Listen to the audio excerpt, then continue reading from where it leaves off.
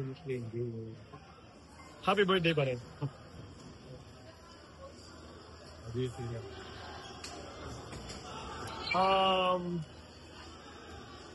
Sayang lang, no? But again, I think I must say I'm very proud of the team na lumaban. Umabot kami ng Game 7, wala pa rin mas okay na Game 7. I think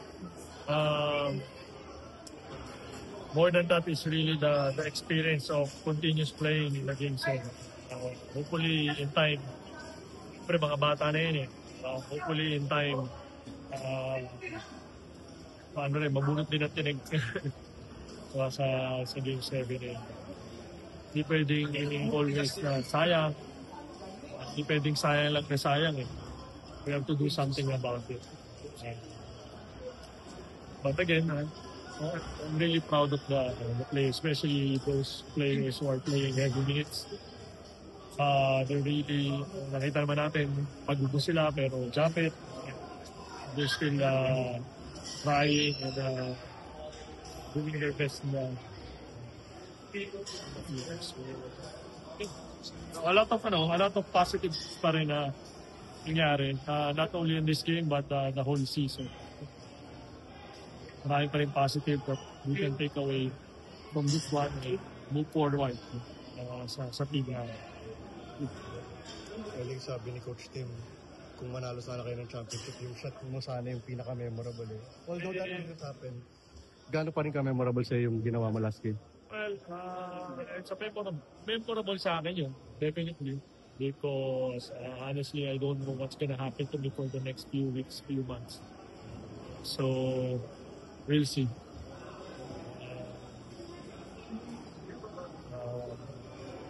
Hindi ko pa alam yung plano ko.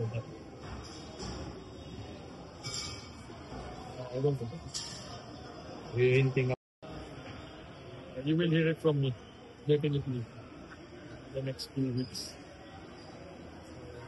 Nakakalungkot na. This is really my last game. Nakakalungkot. I think the memorable this season is really my last game. Game 6. Kasi doon ako naglaro eh. Doon ako naglaro the whole season eh. So, definitely memorable.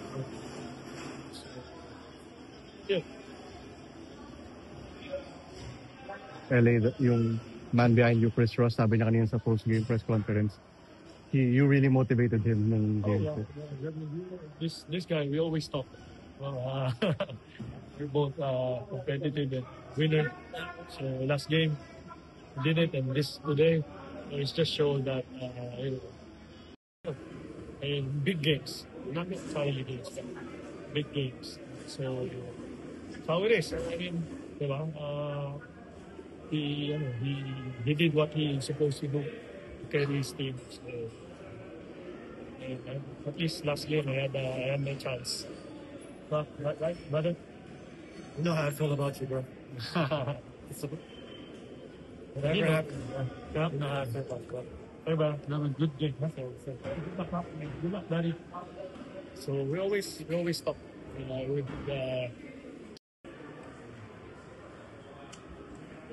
ayun. So I'll see you when I see you. Yeah, let's see. Yeah, so Gilas. Ano? Gilas, kita tayo. Gilas, kita tayo. And Gilas. Dalawang Gilas yun. Parehong August. So medyo busy. Mongolia ako a week after ng dating nila. Pero hindi na ako sasama sa kanila. So I have to prepare for the whole month of... Actually, start tomorrow. Start na ako tomorrow. Ulit. And then, from there, namin mga training camps. Outside of the country, meron? Yes, we're planning, but kakusapin pa namin mga schools kasi next start na yung school today. This week. So, kakusapin namin mga schools na namin yung schedule. Yes, we're planning.